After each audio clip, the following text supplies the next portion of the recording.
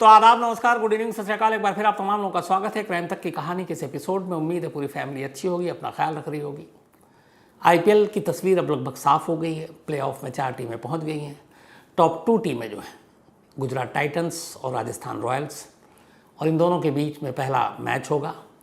Top 2 में पहुँचने वालों को आपको पता है एडवांटेज होता है। जो भी इसमें से हारेगी वो बाहर नहीं होगी, बल्कि एक मौका उन्हें और मिलेगा फाइनल में पहुँचने का।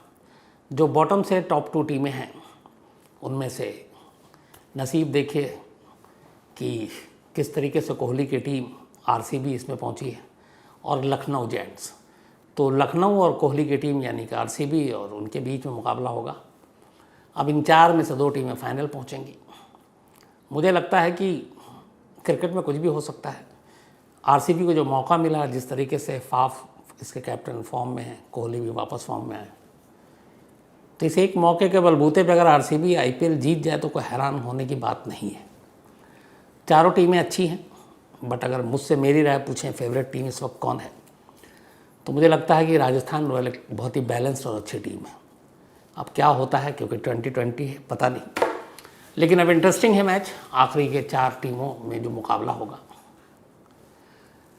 अब आज की कहानी शुरू करूं उससे पहले एक बार फिर आपको बता दूं कि कुकू एफएम पर भी ऐसी कहानियां आती हैं। तो कुकू एफएम ऐप पे भी आप कहानियां सुन सकते हैं अपने मनपसंद की, चाहे वो क्राइम की हो, पॉलिटिक्स की हो, रहस्य हो, रोमांच हो, मिस्ट्री हो, बायोग्राफी हो, ऑडियो बायोग्राफी हो। क्राइम तक फैमिली के लिए डिस्क्रिप्शन लिंक आप उसको देखें, और क्राइम 50 क्राइम तक फैमिली के लिए ख़ास तौर पर। तो कुकू एफएम पर भी आप अपनी कहानियों के शौक़ को पूरा कर सकते हैं। अब आज की कहानी के ऊपर आते हैं और सीधे कहानी शुरू करते हैं।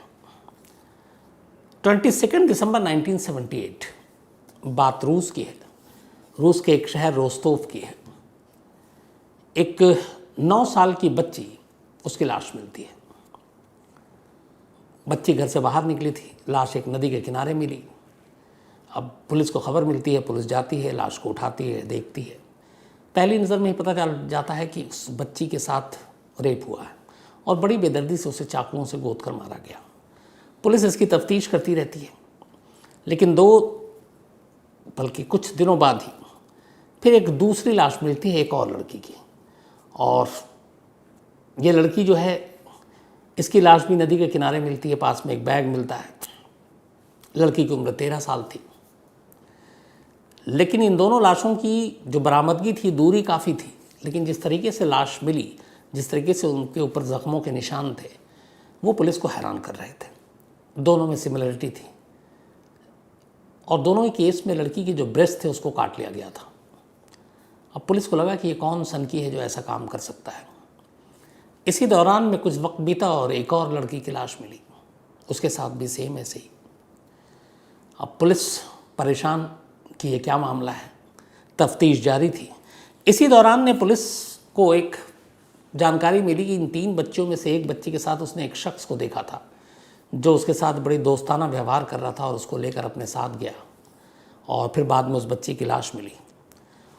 उस बंदे का नाम था अलेक्जेंडर कराचेनोको। जब पुलिस को पता चला कि ये अलेक्जेंडर है, तो पुलिस ने फिर उसकी हिस्ट्री खंगाली। पता चला कि ऑलरेडी रेप के मामले में पहले जेल जा चुका है, और उसी इलाके का था जहाँ से लाशें मिल रही थी। पुलिस ने उसे उठाया, उसके बाद उसे टॉर्चर किया। उसके बाद पुलिस ने बयान दिया कि उसने अपना जुर्म कबूल कर लिया, इन लड़कियों के कत्ल के पीछे उसी का हाथ है। और इसके बाद ट्रायल हुआ, और ट्रायल के बाद उसे गुनहगार ठहराया गया। और 1982 में फायरिंग स्क्वाड ने अलेक्जेंडर को गोली मारकर सजाए मौत की जो तामील थी वो पूरी कर दी, क्योंकि उसे डेथ पेनल्टी मिला था। तो 78 में बच्चियों के कत्लेआम का सिलसिला शुरू हुआ, और 4 साल के अंदर ही वहाँ रशियन पुलिस ने अलेक्जेंडर को उन बच्चियों का कातिल करार देकर अदालत से सज़ा भी दिलवा दी। उसे सर के पिछले हिस्से में गोली फायरिंग स्क्वाड ने मारी, और उसकी मौत हो गई।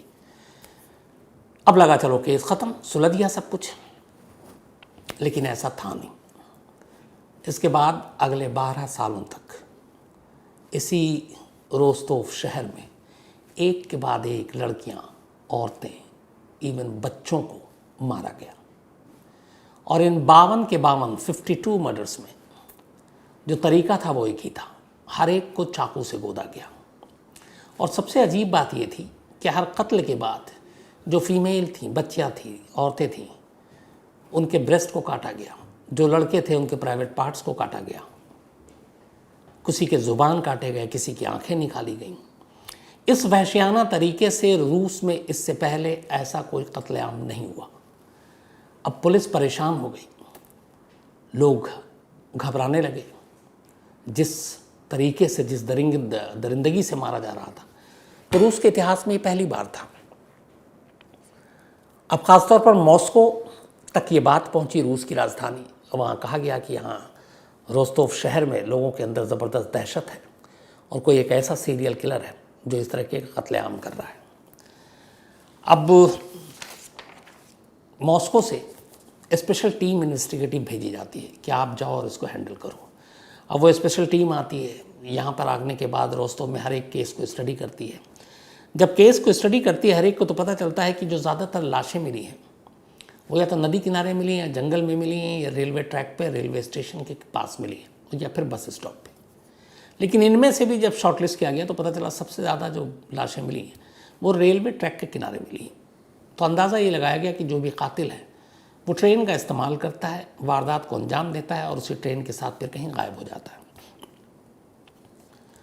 अब ये जानकारी थी, इसके बाद पूरे जासूसों का जाल बिछाया गया रोस्तोव शहर में और कहा गया कि ऐसे शख्स पे नज़र रखो जो ट्रेन से आता जाता हो और ज़रा भी वो डाउटफुल हो, सस्पेक्टेड हो, संदिग्ध हो, तो उसे पकड़ा जाए। अब ये सारी चीज़ें होने लगी। इधर कत्ल का सिलसिला लगातार चल रहा था, लगातार एक के बाद एक लाशें मिलती जा रही थी।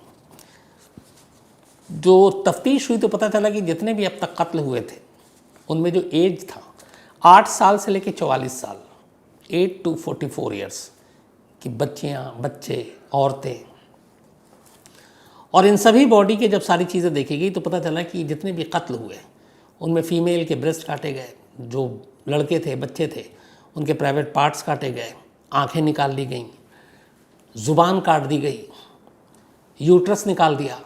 तो इस तरीके से ऐसा कत्ल इससे पहले कभी सुना ही नहीं था वहाँ के लोगों ने, और यही वजह है कि इन सब चीज़ों की वजह से ज़्यादा दहशत फैल गई। अब सारी मॉस्को की स्पेशल टीम आ गई, जांच जारी है।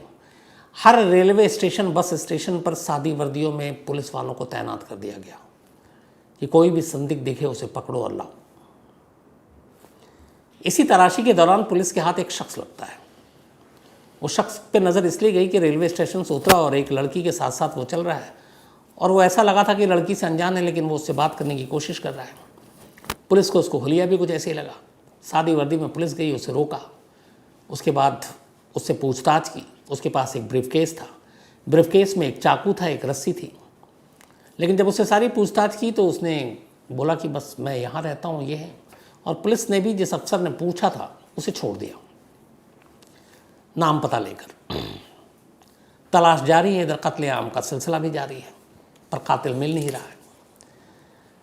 अब रोस्तोव की पुलिस ने कहा कि इस कातिल तक पहुंचने के लिए हमारी अपनी इन्वेस्टिगेशन तो ठीक है, किसी साइकेट्रिस्ट से बात की जानी चाहिए, किसी मनोवैज्ञानिक से, मनोचिकित्सक से, जो इस कातिल के जहन में और दिमाग में क्या चल रहा है वो हम बता सके, उस पर रोशनी डाल सके। क्योंकि जिस तरीके से वो कत्ल कर रहा है वो अजीब सा है।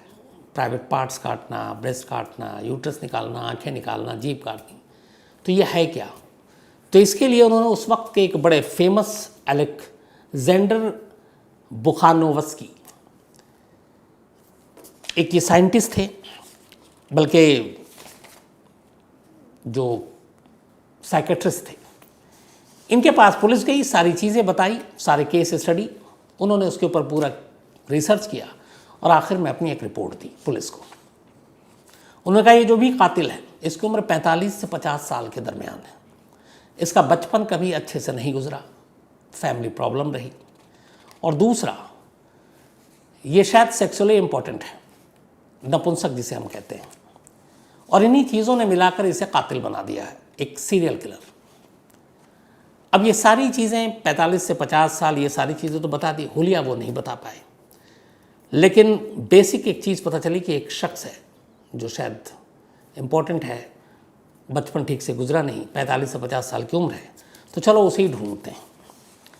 अब इसके बाद पुलिस ये भी ढूंढ रही है, लोगों को आगाह भी कर रही है कि अपने बच्चों को, लड़कियां, औरतें अकेले ना निकले, सन्नाटे में ना जाएं अकेले।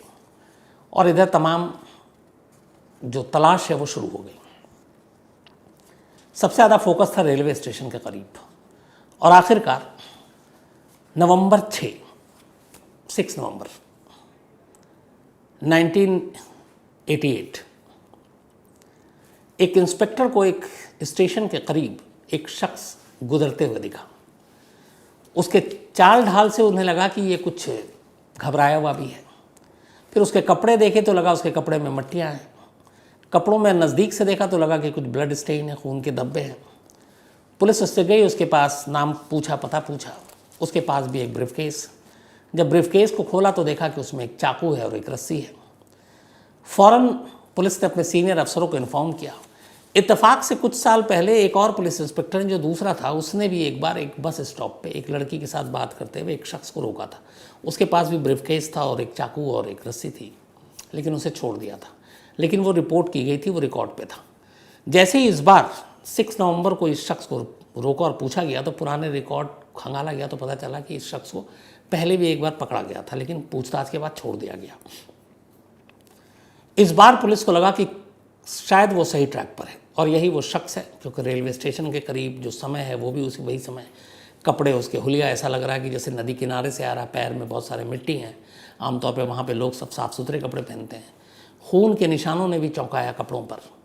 और बैग में चाकू और रस्सी रखने का मतलब क्या है? इन सारी चीज़ों के बाद उसे वो इंस्पेक्टर अपने सीनियर अफसरों के पास लाता है। इत्तेफाक से जिस शख्स को पकड़ा गया था उसके ऊपर एक बहुत पहले एक चोरी का मामला दर्ज था, तो पुलिस के पास एक वो भी मिल गया कि सिर्फ पूछताछ नहीं, उस चोरी के मामले में इसको हम अरेस्ट दिखा सकते हैं। उन्होंने उस चोरी का केस खोला और उसको अरेस्ट करके दिखा लिया और उससे पूछताछ शुरू की। लेकिन वो अपने आप को बेकसूर बताया इन सारे कत्लेआम के लिए जो सीरियल किलिंग हुई। पुलिस ने हर तरह से पूछ लिया, पुलिस नाकाम रही। अब पुलिस को लगा कि क्या करें। इसी के बाद फिर पुलिस ने तय किया, सीनियर अफसरों ने कहा कि एक काम करो, इसको उस साइकेट्रिस्ट अलेक्जेंडर के पास ले चलो, वही इससे बातचीत करेंगे। अब इसके बाद अलेक्जेंडर जो साइकेट्रिस्ट थे नामी, उनके पास ले जाया गया। इस शख्स को जिसको पकड़ा गया था उसको बैठाया गया। बैठाने के बाद अब डॉक्टर साहब उससे पूछताछ कर रहे हैं और वो पूछताछ जो था उसकी पूरी डिटेल रिपोर्टिंग है कि उन्होंने उसके कत्ल, क्राइम, इन सब से पूछा ही नहीं। शुरुआत की बचपन से, कहाँ रहे, कैसे रहे, क्या पढ़ाई की, फैमिली में कौन, पहली गर्लफ्रेंड कौन, पहली नौकरी कौन, रोस्तोव में कैसे आए, ये सारी चीज़ें बातचीत पूरी। उसके बाद जब जब ये कत्ल हुए थे, अब तक 52 हो चुके थे, उन दिनों की खबर, इन 52 कत्ल की खबर उसे थी कि नहीं थी, ये भी सवाल। उन दिनों में वो कहाँ था, मतलब बारीक से बारीक, छोटी से छोटी। सामने वाले को भी लग रहा है कि ये शायद सिर्फ जानकारी ले रहा, हम पे शक नहीं कर रहा है। ये सारी पूछताछ चलती रही, कई घंटे बीते और अचानक डॉक्टर की पूछताछ, सवाल जवाब के दरमियान वो शख्स अचानक खड़ा होता और कहता है कि मैं ही सीरियल किलर हूँ, मैंने ही ये सारे कत्ल किए, मैंने ही एक एक कर अपने शिकार को चुना है। और उसने खुद से कन्फेशन किया, सिर्फ डॉक्टर के उस सवाल जवाब से, क्योंकि वो उसके जहन में इस हद तक घुस चुके थे कि वो अपने आप को रोक नहीं पाया। फिर उसने अपना असली नाम बताया। उसका नाम था आंद्रे विकातिलो, आंद्रे विकातिलो। उसने कहा कि हाँ, मैंने सब कुछ मारा, ये कत्ल की जिम्मेदारी लेता हूँ।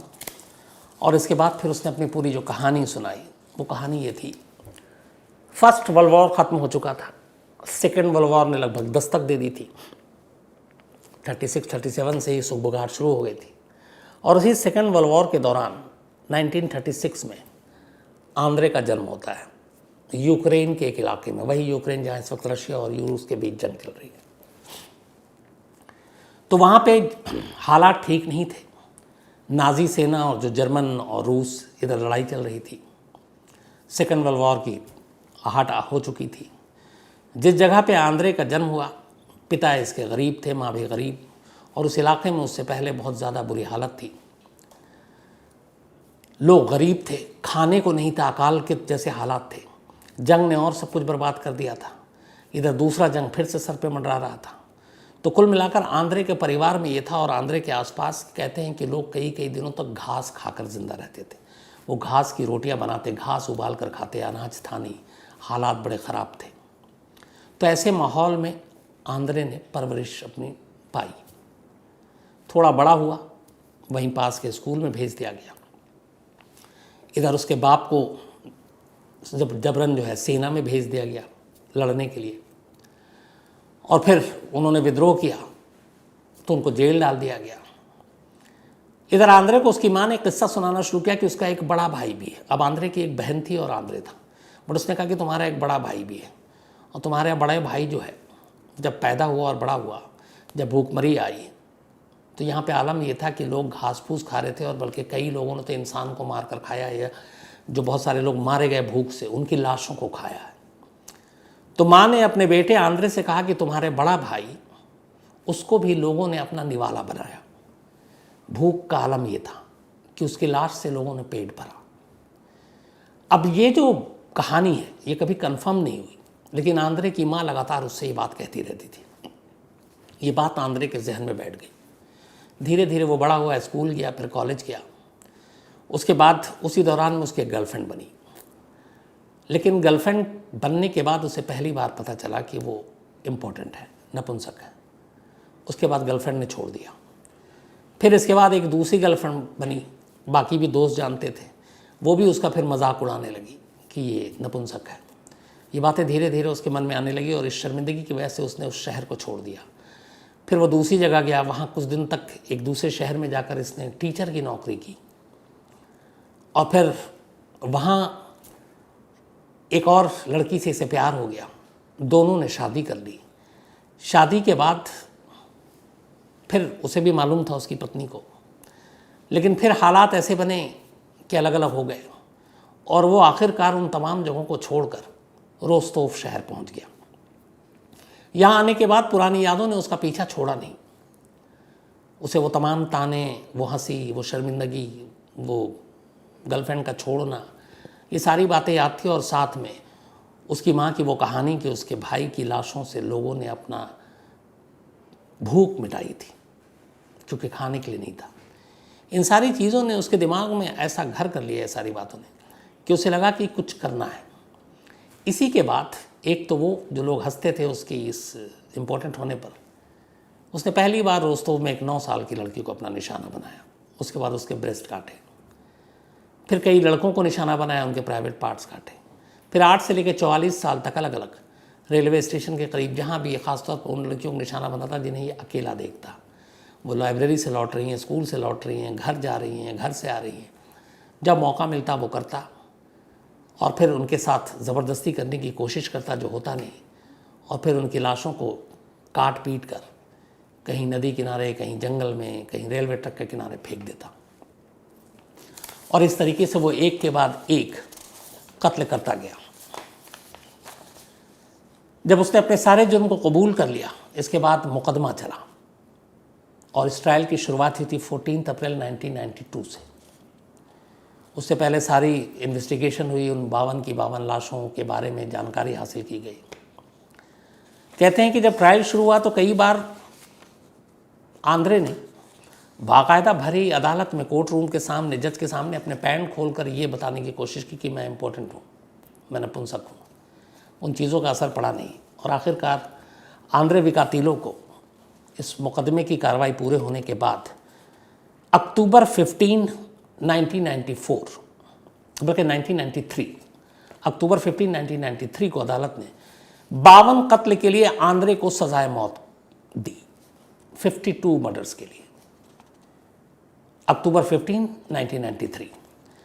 इसके बाद करीब 5 महीना बीतता है, ये अपील करता है, उस अपील को भी रद्द कर दी जाती है, और आखिरकार 14 फरवरी 1994 वैलेंटाइंस डे के दिन 14 फरवरी 1994 को रोस्तोव शहर में, रोस्तोव जेल के अंदर चिकातिलो को एक गार्ड सर में पीछे से गोली मारता है।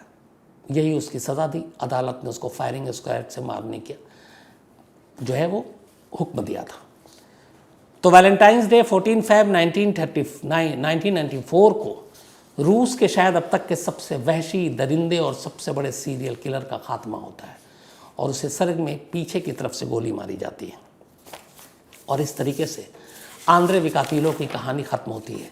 आंद्रे विकातिलो को रोस्तोव रिपर, रोस्तोव का दरिंदा, रोस्तोव का जंगली, मतलब रोस्तोव का कसाई, कई नाम से पुकारा गया। आज भी लोग जब उन हादसों को याद करते हैं तो सिहर उठते हैं। तो ये थी कहानी उस सीरियल किलर की जिसे रूस का सबसे बड़ा सीरियल किलर कहा जाता है। अब कहानी ख़त्म करूं उससे पहले अपना सिलसिला, अभिनव रॉय, इनका जन्मदिन है तो हैप्पी बर्थडे अभिनव। और रौनक राय ने भेजा है, इसके अलावा शालू का भी आज जन्मदिन है तो हैप्पी बर्थडे शालू। मीत, इनका भी आज बर्थडे है, हैप्पी बर्थडे मीत। और नरेंद्र मकवाना जी ने भेजा, उनके बेटे हैं। अरमान खान का भी आज जन्मदिन है तो हैप्पी बर्थडे अरमान। समीर अहमद खान, इनका भी आज जन्मदिन है तो हैप्पी बर्थडे समीर। और ये हैदराबाद के हैं लेकिन आजकल दिल्ली में, और इनकी 22 मई को थी। सैटरडे की कहानी रिकॉर्डेड थी इसलिए मैं बहुत सारे लोगों को सैटरडे को बल्कि किसी को विश ही नहीं कर पाया, तो उसके लिए माफ़ी। राजेश, इनका भी जन्मदिन है तो हैप्पी बर्थडे राजेश। और गौतम सेनापति ने भेजा, इनके दोस्त हैं। इसके अलावा नीरज कुशवाहा जी का भी जन्मदिन है तो हैप्पी बर्थडे नीरज। और मयूर मदन ने भेजा, उनके भाई हैं। विश्वनाथ पाटिल जी, इनका भी जन्मदिन है तो हैप्पी बर्थडे विश्वनाथ पाटिल जी, बल्कि 21 मई को था। और सुदेश पाटिल जी ने भेजा है सीटेल यूएसए से, तो belated happy birthday. Rinki Singh का भी जन्मदिन है तो रिंकी सिंह जी हैप्पी बर्थडे। और रंजीत जी ने भेजा, इनकी पत्नी है, 21 मई को इनका भी जन्मदिन था। स्वीटी का भी जन्मदिन है तो हैप्पी बर्थडे स्वीटी। और सुरेश बरदाली ने भेजा है, 21 मई को इनका भी था। इसके अलावा कुश बोदर, इनका भी जन्मदिन है तो हैप्पी बर्थडे कुश। और संदीप बोदर जी और दया बोदर जी माँ बाप हैं, उन्होंने भेजा है। इसके अलावा विट्ठल प्रभाकर देसाई जी का भी जन्मदिन है तो हैप्पी बर्थडे विट्ठल साहब, और ये कर्नाटक से हैं। इसके अलावा जिनल और मनहर पटेल सूरत से, इनकी एनिवर्सरी, तो आप दोनों को बहुत बहुत बधाई। प्रमार करण नागाजन भाई, इन्होंने एक सवाल पूछा कि दूसरे देश से बॉडी अगर लाई जाती है तो कैसे लाई जाती है और किस में लाई जाती है। तो उसके लिए कुछ फॉर्मेलिटीज़ होती हैं। एक तो डेथ सर्टिफिकेट हॉस्पिटल का, फिर आप एयर एम्बुलेंस है, इसके अलावा नॉर्मल जो पैसेंजर फ़्लाइट्स होती है उसमें भी आता है अलग से, उसमें कॉफिन, लेकिन वो सारी चीज़ें लेप वेप लगा कर बाकायदा, और उसके पूरे डॉक्यूमेंट्स होते हैं, तो कोई प्रॉब्लम नहीं होती है। लेकिन सारे कागजी कार्रवाई होने के बाद, और ये कागजी कार्रवाई हॉस्पिटल से ही होता है, हॉस्पिटल के ही पेपर चलते हैं जो एयरलाइंस तक पहुँचते हैं। इसके अलावा सुमित सिन्हा पटना से, इन्होंने एक मेडिकल स्टोर ये चलाते हैं। Thank you so much Sumit साहब, तारीफ़ के लिए और आप कहानी जो सुनते हैं उसके लिए। और इसके अलावा वैष्णवी छत्तीसगढ़ से, थैंक यू मेल लिखने के लिए। भूपेंद्र सिंह कुवैत से हैं, और कतर की वो शरीक और ओनीबा की, तो वो दोनों ठीक हैं, मुंबई में हैं, और जानकारी लेकर आपको दूंगा फिर। अनिल चौहान हैं, एक स्टोरी की फरमाइश की है। मीता भट्टाचार्य जी प्रणाम, थैंक यू सो मच आपके मेल के लिए। करण मलिक साहब, आपके मेल मैंने देखे और मैं आपको और ये मेरी टीम कांटेक्ट करने की कोशिश करेगी। जो भी स्टोरी है मैं ज़रूर उसमें जो हेल्प होगी आपसे करूँगा, वादा है। राजकुमार चौहान, इसके अलावा कयूम चौधरी साहब बांग्लादेश से हैं। इन्होंने लिखा कि कहानियों के टाइटल अब इंग्लिश में आ रहे हैं, अगर आप देखें तो। अंबर सिंह एक स्टोरी की फरमाइश की। इसके अलावा पंकज प्रजापति, ये बुरहानपुर एमपी से एक स्टोरी की फरमाइश की है। नितिन सुलाती हैं। रवि कंबोज हैं कनाडा से। मोहम्मद हसन, और ये आज आंद्रे चिकातिलो की जो कहानी सुनाई, बहुत दिनों से ये फरमाइश कर रहे थे, तो आज आपकी फरमाइश पूरी हो गई हसन साहब। इसके अलावा चंदन शर्मा जी हैं, और ये पेड्रो लोपेस की कहानी सुनना चाहते हैं तो ज़रूर सुनाऊंगा। रवि राय हैं, और कहते हैं दिन भर की खबरों की भी अपडेट दे दिया कीजिए, तो मैं जब जब कोई बड़ी खबर होती है ज़रूर देता हूँ। अभी फ़िलहाल ये है कि नवजोत सिंह सिद्धू पटियाला जेल में, और सुन रहे हैं कि वो खाना वाना नहीं खा रहे हैं, उनको शायद लीवर की प्रॉब्लम है, तो वो खासतौर पे गेहूँ में वो नहीं खा रहे हैं और सिर्फ सैलेड्स के ऊपर हैं, सलाद खा रहे हैं। बाकी मैं अपडेट और दूंगा आपको। अमित सेंगर हैं, इनको बेटी हुई, बहुत बहुत बधाई अमित साहब आपको। इसके अलावा रचना गुप्ता जी ने एक मेल लिखा और इन्होंने पूछा है कि मैं इतनी सारी क्राइम की कहानियाँ सुनाता हूँ, तो सपनों में भी क्राइम और क्रिमिनल्स ही आते होंगे, तो आप तंग नहीं होते हैं? तो रचना जी, अब आदत सी हो गई है, ज़माना अरसा हो गया, तो अब रच बस गया हूँ इस क्राइम रिपोर्टिंग में। और इन्होंने दूसरा पूछा था कि रचना का मतलब उर्दू में क्या होता है। तो रचना का मतलब उर्दू में एक तो तरकीब, मोहब्बत, प्यार, फितरत, ये उर्दू के सारे मायने हैं। तो खूबसूरत नाम है आपका और उसके मतलब भी। इसके अलावा रंजन सिंह है, मेलबर्न से एक स्टोरी की फरमाइश की है। देवेश सक्सेना जी ने भी एक स्टोरी की फरमाइश की है। Kushal Deep Jindal, thank you so much आपके मेल के लिए, और आपकी स्टोरी की भी जल्दी जो फरमाइश है पूरी होगी। इसके अलावा पिंटू दुबे जी, ये इंश्योरेंस कंपनी में है, और थैंक यू सो मच आपके मेल के लिए, और जो स्टोरी आपने फरमाइश की वो भी जल्द सुनाऊंगा पिंटू साहब। तो आज कहानी में इतना ही। अब आपसे मुलाकात होगी कल रात 9 बजे किसी नई कहानी के साथ। तब तक अपना ख्याल रखिएगा। Thank you very much.